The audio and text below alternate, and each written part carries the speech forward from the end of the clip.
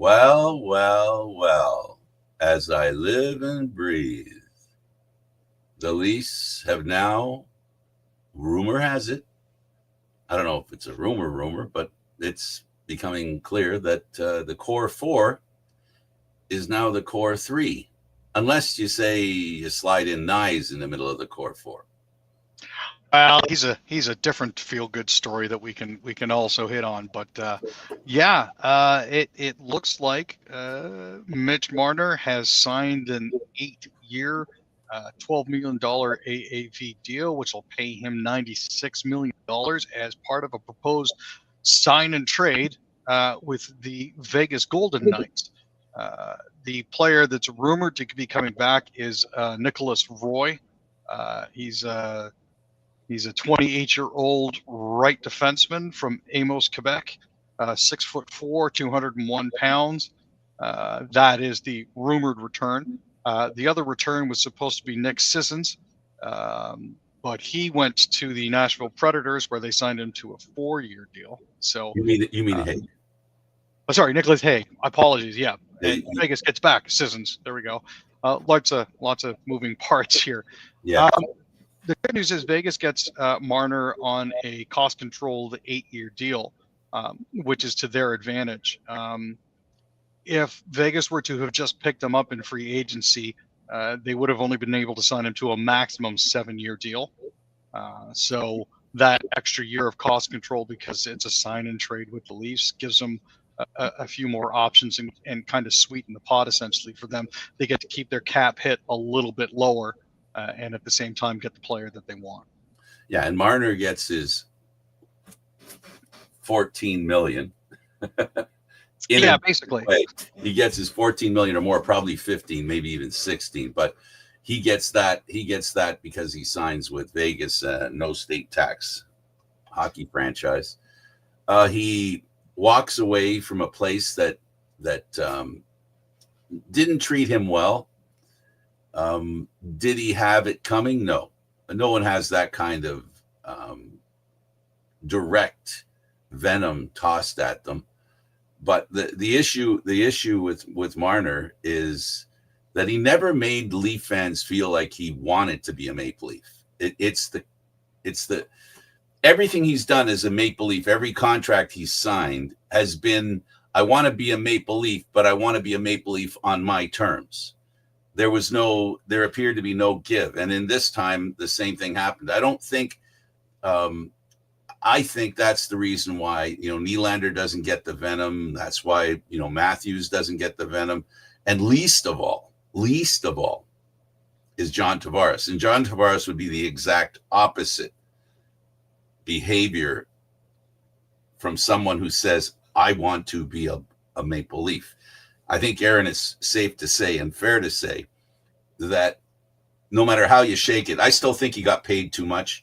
But I mean the former captain, but he didn't sound insincere when he said he wanted to be a Maple Leaf. The way they went through it, it didn't seem there didn't appear to be any insincerity, but there did when it came to Marner throughout his career as a Maple Leaf. So some other news to report. Puckpedia is currently showing Steven Lorentz has signed a deal to the end of the 2027-2028 series at season, at $1.35 million per. So that's something. The Maple Leafs also picked up a gentleman by the name of Matias Maccelli from the Utah Mammoth. He's on a $3.425 million deal.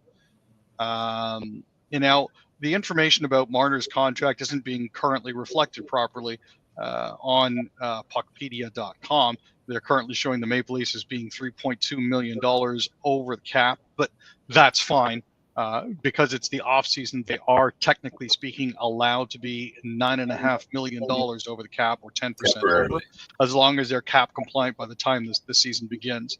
But on the heels of Matty Nyes signing a deal yesterday for $7.75 million on a 6-year deal, and them picking up Matias Maccelli, and signing Steven Lorentz to a 3-year, and now Mitchell Marner to an 8-year, $12 million deal. It looks like the Maple Leafs now have themselves relatively set up. The other people that we're currently looking at here are Max Pacioretty is going to be a new deal if they decide to re-sign him, and Pontus Holmberg is currently a UFA with no qualifying offer from the Maple Leafs at this point. So we'll have to keep an eye on what happens. I personally am not happy with the Nyes contract. I think they're giving him too much money. And the reason I say they're giving him too much money is if you're telling me that he's $25,000 less than Sam Bennett, wow. That's a good deal for Bennett. I mean, a fantastic deal for Bennett. If somebody's going to do handstands about talking about what a great deal we got, I think it's Florida.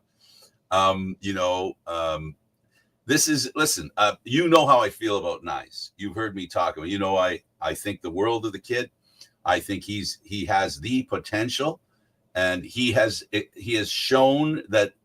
The reason I think he has the potential is for the times that he played in the playoffs.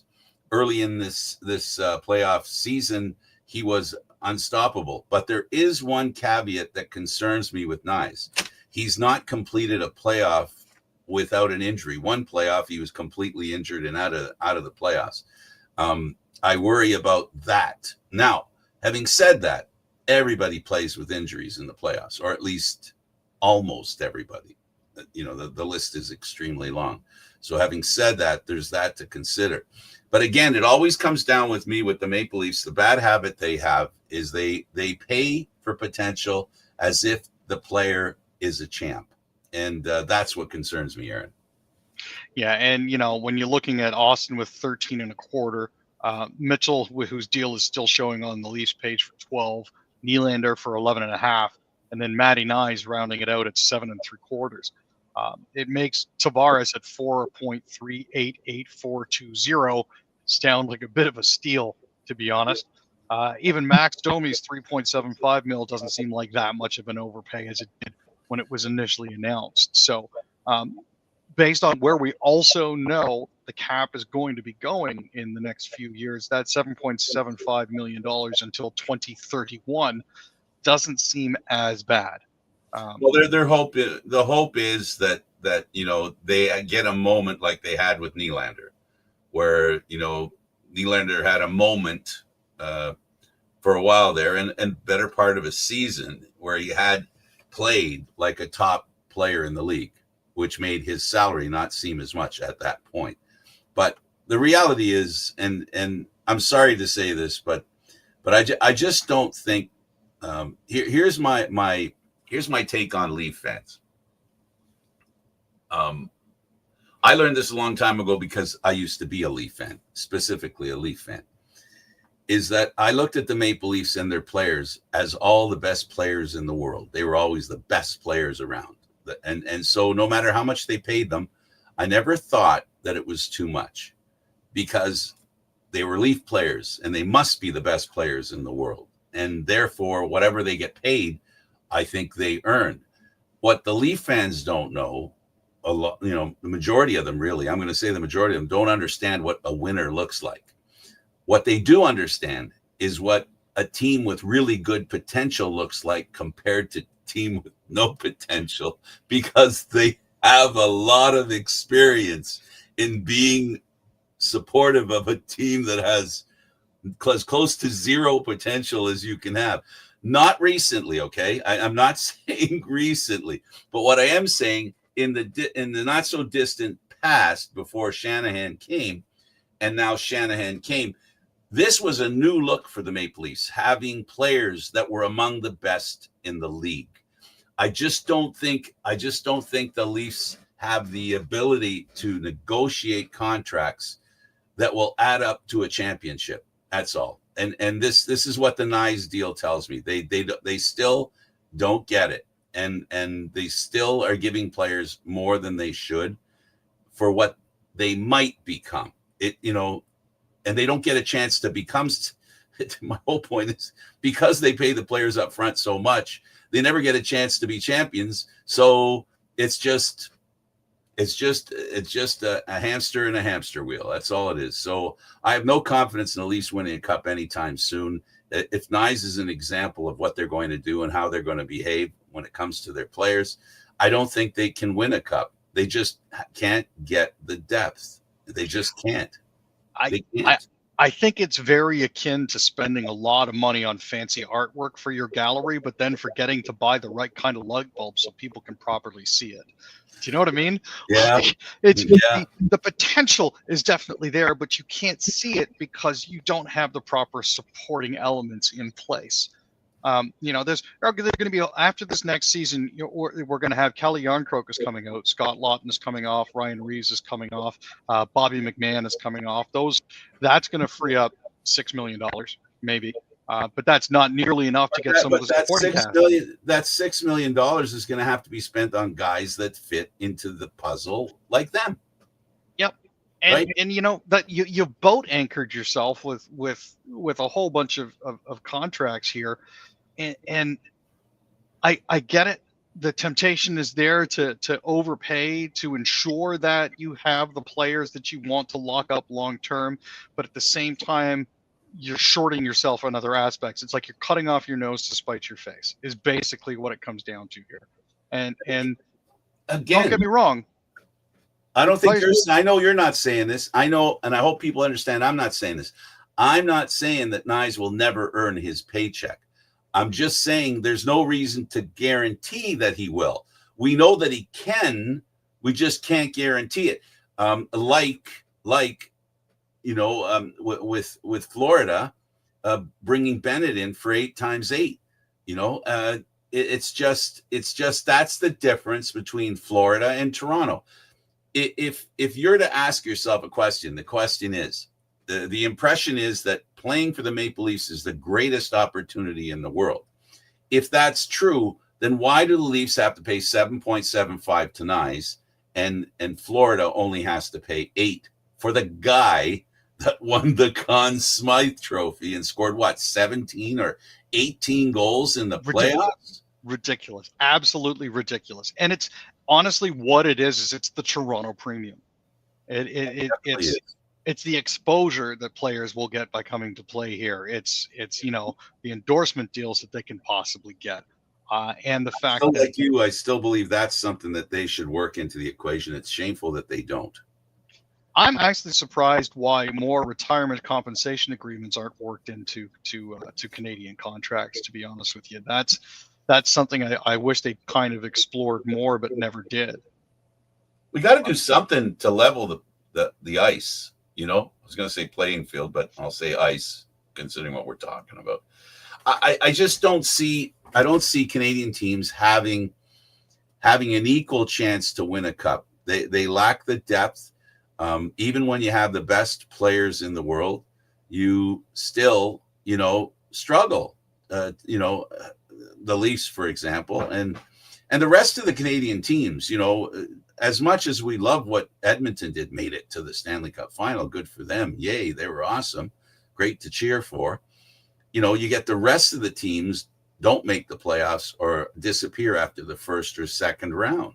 So, what is it about the Canadian teams? Is it there's not a good ownership? The 7 teams are owned by numbskulls, and I'm saying this with tongue in cheek, okay? There's my tongue. There's my cheek. Are they numbskulls? Or are all the owners of the Canadian teams incapable, between the 7 of them, after 33 years, incapable of winning a measly Stanley Cup between all of them? Why is it? It's like that saying, Aaron, follow the money. When people say, I don't understand, they say, well, follow the money. And they go, I get it now. So all I'm going to say is follow the championships. And that tells you the odds that the Canadian teams are going to win a championship. And the one common thing they have, and it's always whispered, never yelled, but whispered, most of the Canadian teams are places or destinations where pro hockey players don't want to go. It's in their contracts. It's in their contracts. So, this is, am I trying to kill the hope of Maple Leaf fans? No, just want to shake them into reality and into understanding that what has to happen is there has to be a major change in the way Canadian teams do business. And to your point, Aaron, about doing something as far as figuring out some way to, make up for that state tax that they don't have here, a little pinch of something, a little bigger taste of something that maybe can attract a player. I'm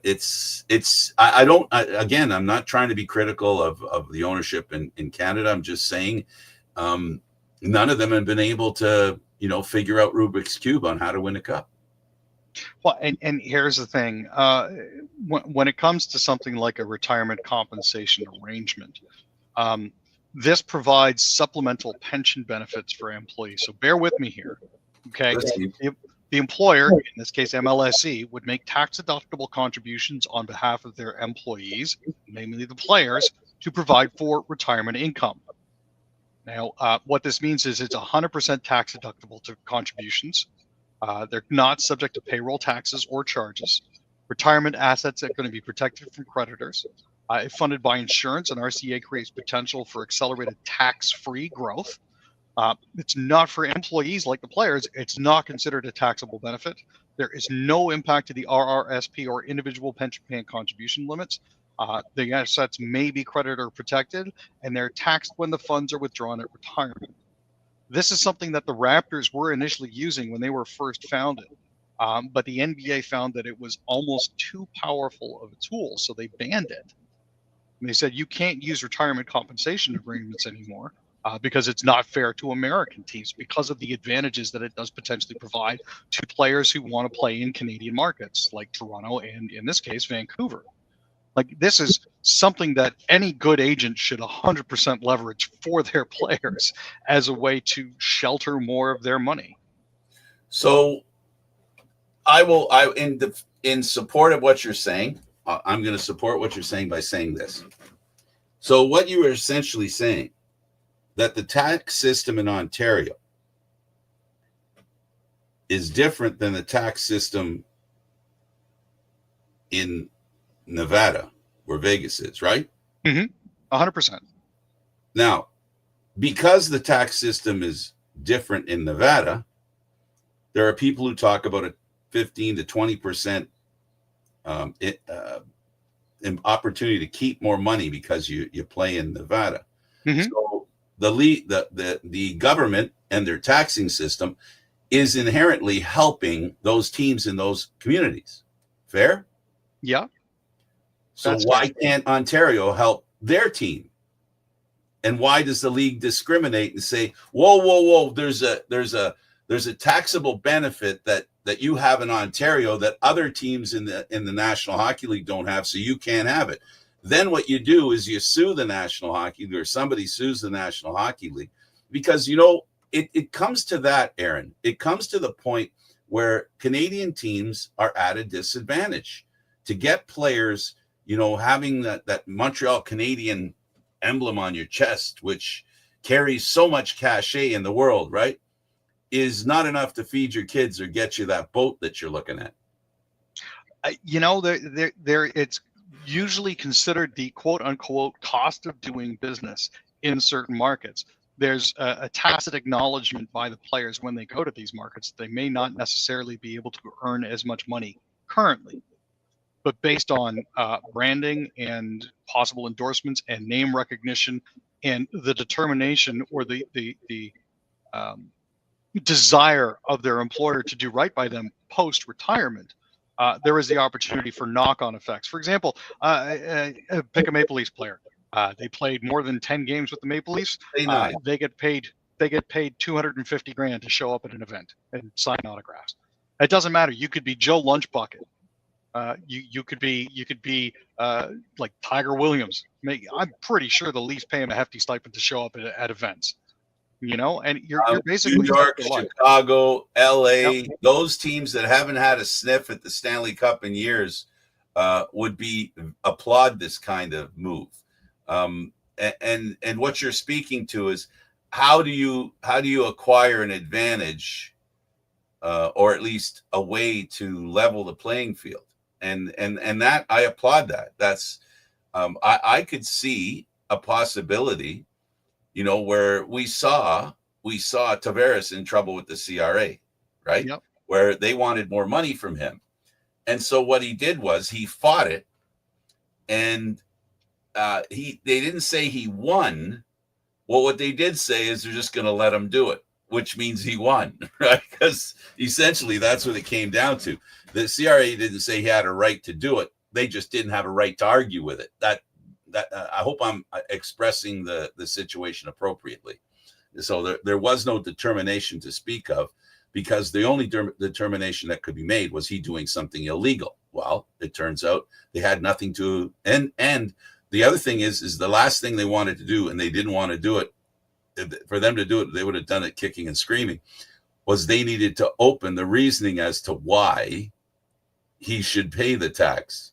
I only suspect that the ramifications of them showing the reason why he should pay would open a can of worms, a Pandora's box of people in the country who aren't paying that same tax, Aaron. That's the way I see it. As stupid as it sounds, I really believe that as a possibility.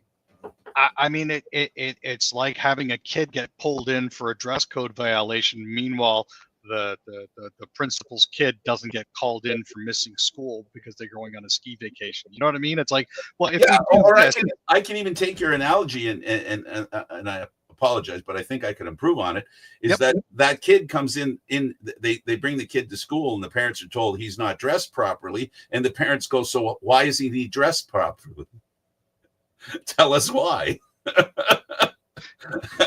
And that's a whole big can of worms that you just don't want to open. Absolutely, because we know that life isn't fair. We know that people have advantages that others do not have. And we know most of all thing we all know, Aaron, people who have advantages do not want to give them up. No, they never do. So, okay, let's move on to some hockey stuff. So he's gone at 12 mil. He was talking, Marner was talking about, word was that he was looking at 14 as a Maple Leaf. He wasn't going to get the 14, or at least the team didn't feel he was worth that much money, which I agree with. He was not worth that much money. He will now go to Vegas, where he feels that once he steps out of the arena, people aren't going to know who he is. They're not going to, let's put it bluntly, attack his family, which is what he's mentioned publicly or privately, that his family felt like they were under attack, and it felt like it was very unfair for the way they were treated. He's feeling now that kind of treatment now is going to disappear, because he's going to disappear into a place where, quite frankly, the majority of people in Vegas don't care about hockey that much, right? I disagree, because the hard part's going to be the other players on the team. If he hasn't taken that into consideration, let me be the first, that if you're earning 12 million and somebody else is earning 8 million, and you're in the Stanley Cup and you're trying to make the next round, and he's the guy that's letting you down, he doesn't need fans to remind him. He's going to have a locker room full of guys to remind him. Nope, they definitely will make sure that he's aware of the situation and his role in it, for sure. Either way, accountability becomes part of it. How do you want to close on the Mitch Marner thing?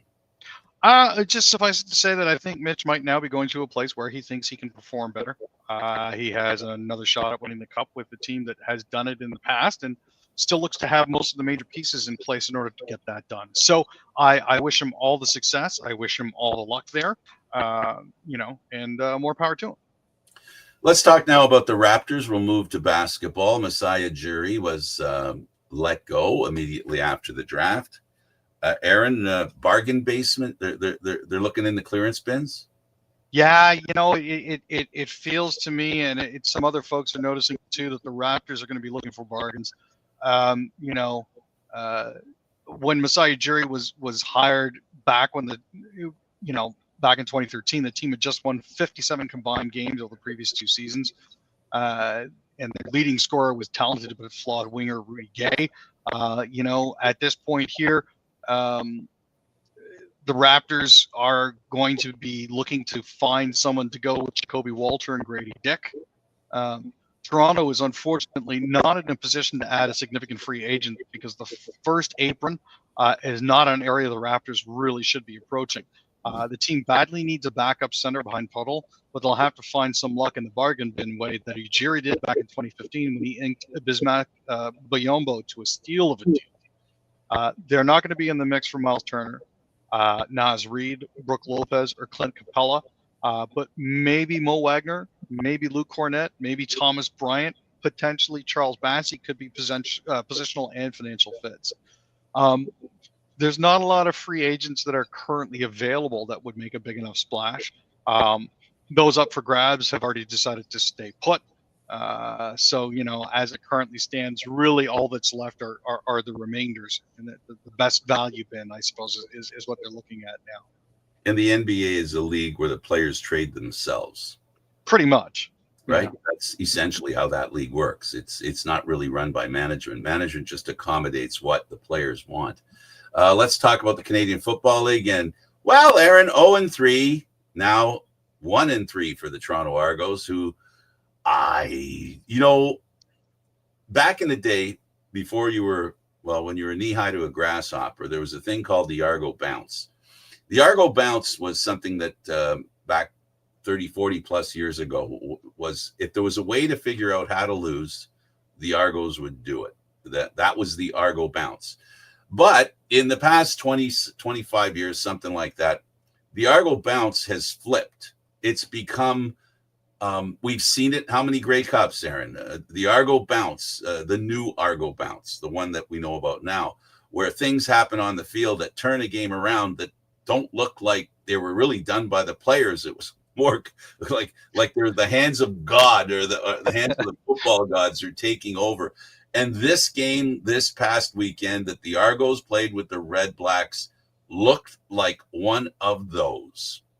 Oh, Derek Slawicka was absolutely on fire this weekend. That was something. They were up 18-0 with just a few seconds left in the first half, which was a very encouraging start. They managed to keep their foot on it. They were outscored 10-7 in the third quarter, but outscored Ottawa 4-3 in the fourth. Slawicka had a great run back off a blocked kick, coming from Dipsy Doodling inside his own end zone all the way down. I believe that's like the longest run back in like a century. Are you talking about the field goal or the dropped ball? Talking about the blocked kick would have been late in the second quarter. The block kick and where he ended up in the end zone and came out for the touchdown. That's only happened once before, something like that, and a very, very long time ago. But one thing we can guarantee, never seen one player do both those things in the same game. No, that's 100% true. We know that. The amazing thing about it is that the funny part for me is that he's made for the Canadian Football League. He can play both sides of the ball. And only a couple of weeks ago, Dinwiddie and company decided to put him on the defensive side of the ball. They can put him to the defensive side of the ball, but that ain't going to stop with his offensive prowess. I think they were kind of looking for him to do that sort of thing, right? To step up and show his offensive side while playing defense, which is. Did you know, Aaron, he was a quarterback too? Did you know he was a quarterback as well? Really? Wow. Yeah. So I guess we can expect to maybe see him dropping back for a trick play later in the season. Well, that's something that's very possible. And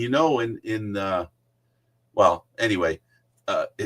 There's things that could happen. You're right. The guy was amazing. What a great find for the Argos. Last year, he was on the practice roster, and Dinwiddie talked really glowingly about him.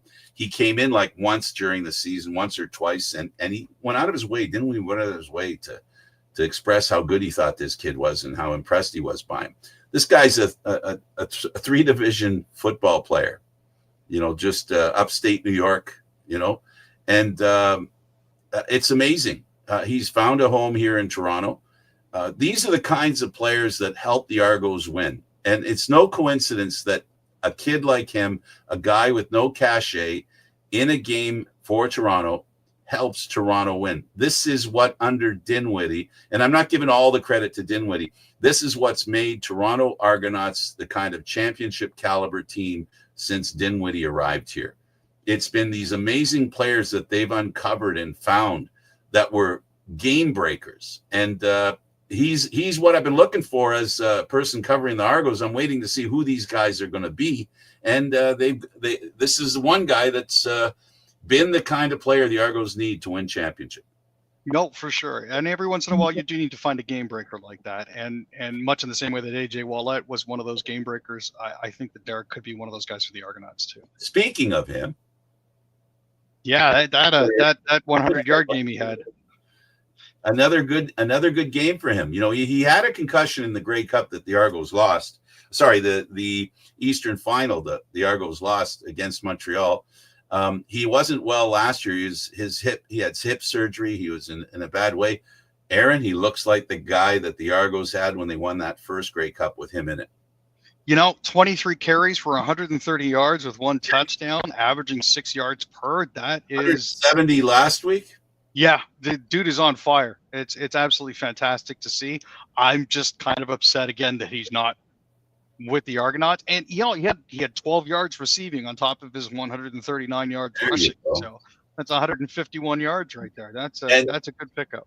Another shake my head moment was watching the Montreal Hamilton game. That was interesting. I was not based on the way that Montreal had come out of the gates. I was very surprised. I mean, MBT threw for 203 yards, 2 interceptions. But he seemed to be falling back into his Argos habits, which is the 4 yards and out sort of thing. I don't know if that's what Montreal was expecting when they picked him up, but I know that's going to have to change. Well, we talk about on our CFL show all the time that if you don't have a number one quarterback, you don't have very much chance to win. And that's not suggesting that McLeod Bethel Thompson isn't a number one quarterback. Of course he is. But I don't think he's at the same level as the guy that he replaced. And I think having said that, the team is not as good.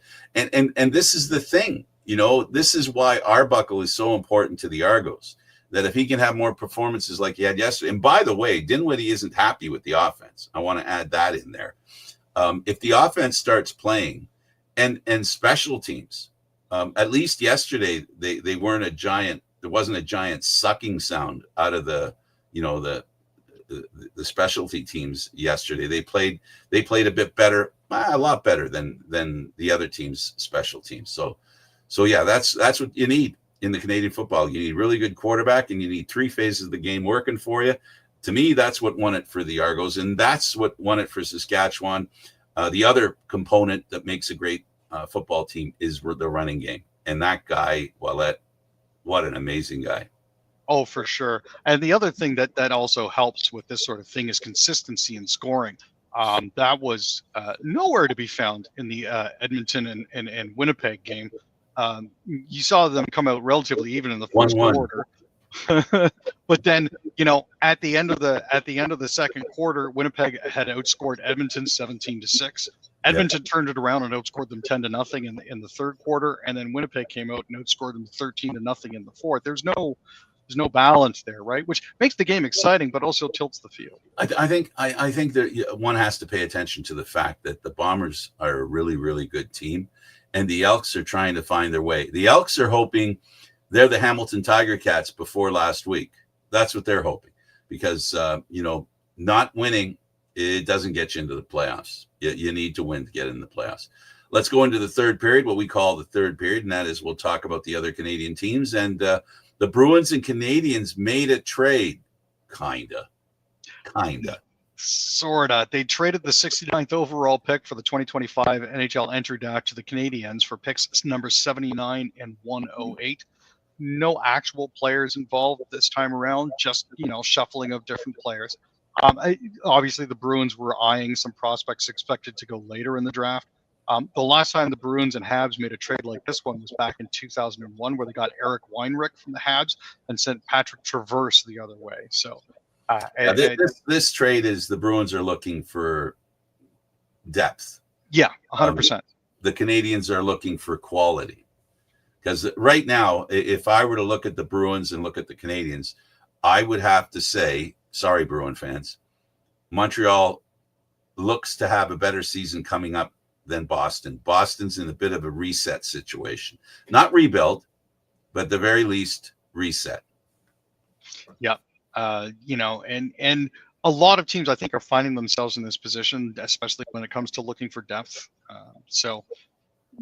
These sort of tangential moves like that, picking up draft picks and whatnot, is a good way to gauge where a team is at and whether or not they're in the rebuilding phase or not. So many segues. Here's another one. You just said teams are in a certain point where they need to work on depth. Well, Giroux returns with Ottawa.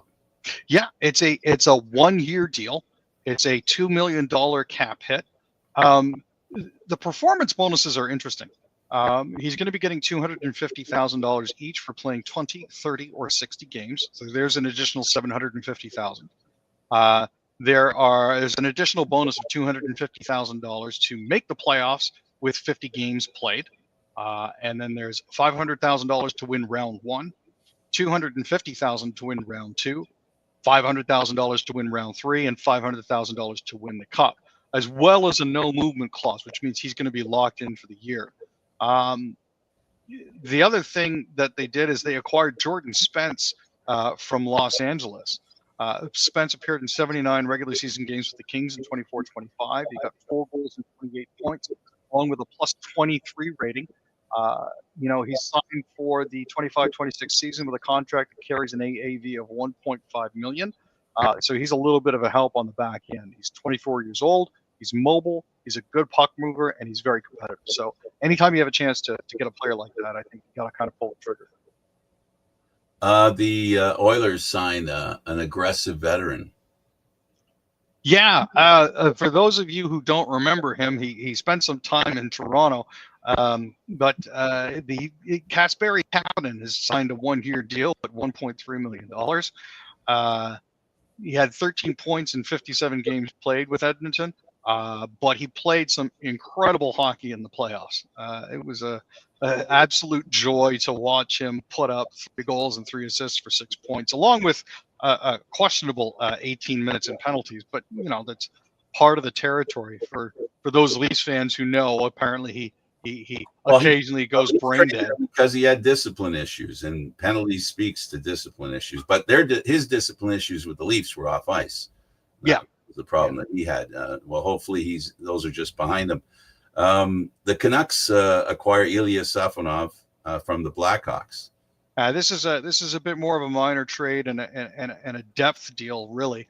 Safonov had 22 points, 22 penalty minutes, and a plus 22 rating in 51 games for the Akbar Kazan of the KHL in 24-25. He also had 3 goals and 2 assists in 13 postseason games. He's had 49 goals and 46 assists across 263 KHL games across parts of 7 seasons. He's only 24 years old, and he's 6'4", 205 pounds. He was a 6th round pick, 102nd overall of the Blackhawks in 2021. So they picked him up in exchange for future considerations on Saturday. Absolutely. Aaron, thanks for doing this, buddy. Not a problem, Frank. Enjoy the rest of your day, and enjoy the event you're going to on Wednesday.